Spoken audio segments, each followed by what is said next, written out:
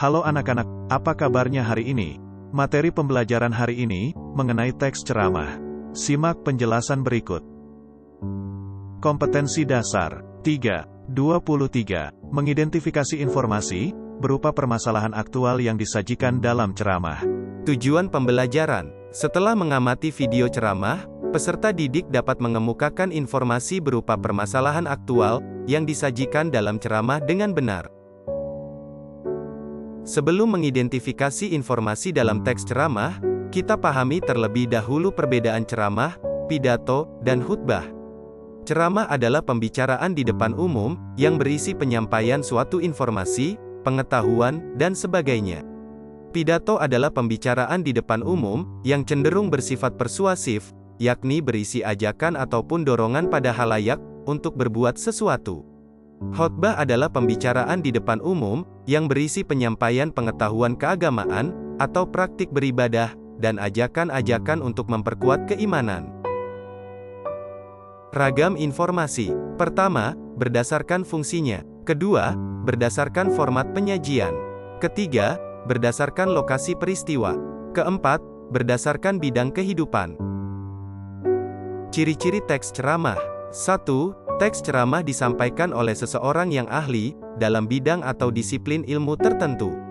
2. Teks ceramah punya struktur yang lengkap, biasanya terdiri dari pendahuluan, isi, dan penutup. 3. Isi teks ceramah disesuaikan dengan pemilihan tema yang sesuai dengan kegiatan yang sedang diselenggarakan. 4. Bahasa yang digunakan dalam teks ceramah adalah bahasa yang mudah dipahami dan sopan.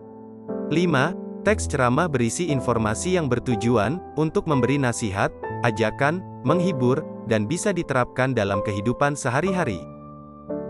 Struktur teks ceramah. Pendahuluan, berisi salam pembuka, sapaan hormat, ucapan syukur, dan penyampaian tema atau judul. Isi, bagian ini berisi pembahasan. Penutup, berisi kesimpulan, ajakan atau persuasif, permohonan maaf, dan salam penutup. Metode ceramah.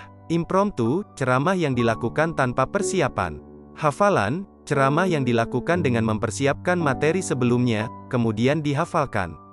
Membaca catatan, ceramah yang dilakukan dengan membaca naskah. Ekstemporan, ceramah yang hanya menuliskan pokok-pokok pikiran, atau hanya mencatat poin-poin pentingnya saja. Simak video berikut. Bismillahirrahmanirrahim. Assalamualaikum warahmatullahi wabarakatuh. Salam sejahtera bagi kita semua, Om Swastiastu, Namo Buddhaya, salam kebajikan. Yang saya hormati Ketua MPR RI, Ketua DPR RI, dan Ketua DPD RI.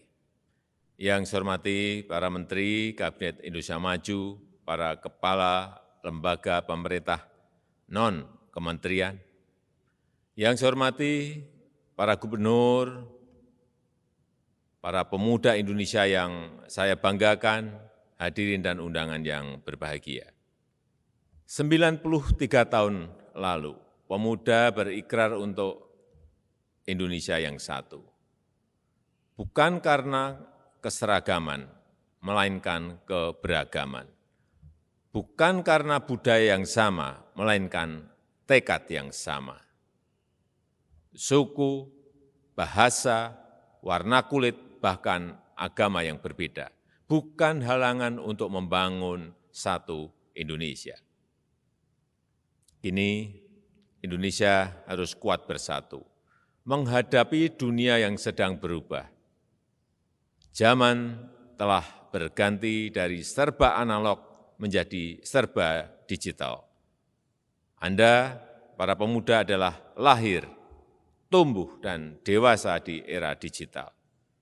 Kita, para generasi pendahulu adalah warga pendatang, migran digital. Kini di era digital, pemuda kembali mempunyai peran sentral. Pemuda adalah kekuatan terbesar, bonus demografi bagi bangsa Indonesia. Pemuda adalah para pemberani untuk mengambil risiko dan merebut peluang-peluang. Pemuda menjadi yang terdepan dalam menemukan cara-cara baru yang inovatif. Pemuda adalah pemimpin perubahan, pemimpin di era digital. Pemuda mestinya tidak dibatasi usia. Usia bukan batasan, bukan pula jaminan. Kita semua harus tetap muda. Yang muda harus terus bekali diri dengan yang terkini, yang terbaru. Generasi sebelumnya harus terus meremajakan diri, mengadopsi cara-cara baru dalam berpikir dan bekerja. Hadirin yang saya hormati, tumbuhnya startup yang sukses menjadi pemain global mengalahkan pemain lama merupakan bukti kekuatan pemuda. Karya-karya musisi dan seniman-seniman muda Indonesia yang punya reputasi dunia semakin banyak, semakin bertambah. Prestasi besar atlet pemuda kita mengharumkan nama bangsa. Dalam dunia yang penuh disrupsi, waktunya kaum muda menjadi pemimpin untuk memenangkan kompetisi. Pemimpin yang menguasai teknologi, bukan dikuasai teknologi. Pemimpin yang berani mengambil inisiatif, tetapi tetap harus humanis. Pemimpin yang mau terus belajar kepada siapa saja, tentang apa saja, dan yang terlebih penting, pemimpin yang siap berkontribusi untuk kemajuan Indonesia. Saya memahami bahwa tidak semua pemuda Indonesia mempunyai kesempatan untuk menikmati pendidikan tinggi. Memahami dunia yang penuh disrupsi, memahami dunia yang menuju kemana, memahami perkembangan iptek terbaru. Namun demikian, harus ada pemuda Indonesia yang lain, yang memberitahu kepada yang belum tahu, yang meningkatkan pengetahuan dan keterampilan kepada yang kurang, yang meningkatkan kesejahteraan kepada yang miskin, yang membuat semua anak Indonesia mempunyai kontribusi yang lebih besar kepada kemanusiaan dan kemajuan bangsa. Itulah esensi kepemimpinan. Kepemimpinan adalah membantu yang tidak bisa menjadi bisa, dan membantu yang sudah bisa menjadi lebih bisa lagi. Kepemimpinan itu bukan posisi, apalagi jabatan. Kepemimpinan adalah pengaruh. Kepemimpinan adalah inspirasi.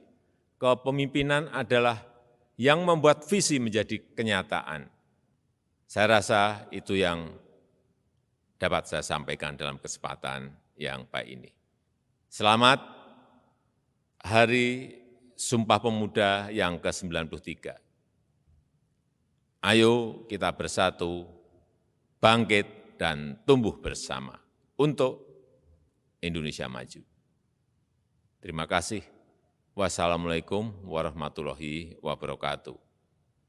Om Santi Santi Santi Om, Namo Buddhaya.